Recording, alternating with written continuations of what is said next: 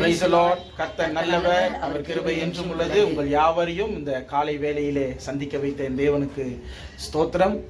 இந்த காலை வேளையிலும் உங்களிடம் இந்த முகநூல் வாயிலாக ஒரு வார்த்தைகள் பேசுவதற்காக கர்த்தர் ஆயத்தம் பண்ணின இந்த நேரத்துக்காக நான் அவருக்கு நன்றி செலுத்திக் கொள்கிறேன்.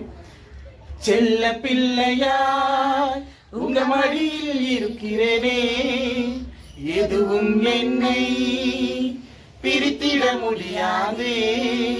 செல்ல பிள்ளையாய் உங்க மடியில் இருக்கிறேனே, எதுவும் என்னை பிரித்திட முடியாதே. எதுவும் என்னை பிரித்திட முடியாதே. எதுவும் என்னை பிரித்திட. எப்ராயிமே உன்னை எப்படி கைவிடுவேன், இஸ்ரவேலே உன்னை எப்படி ஒப்பு கொடுப்பேன். Praise the Lord.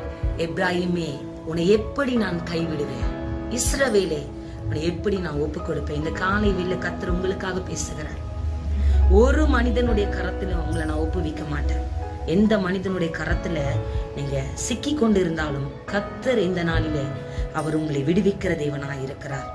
அவருடைய செல்ல பிள்ளையாய் அவர் மடியில் இருக்கிறீங்க.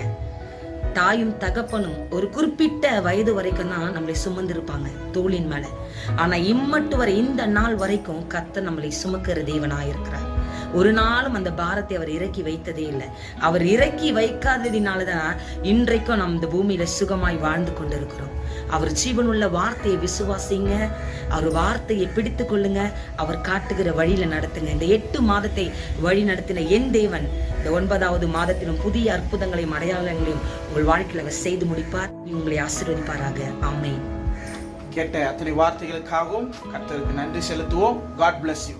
Thank you. Thank you.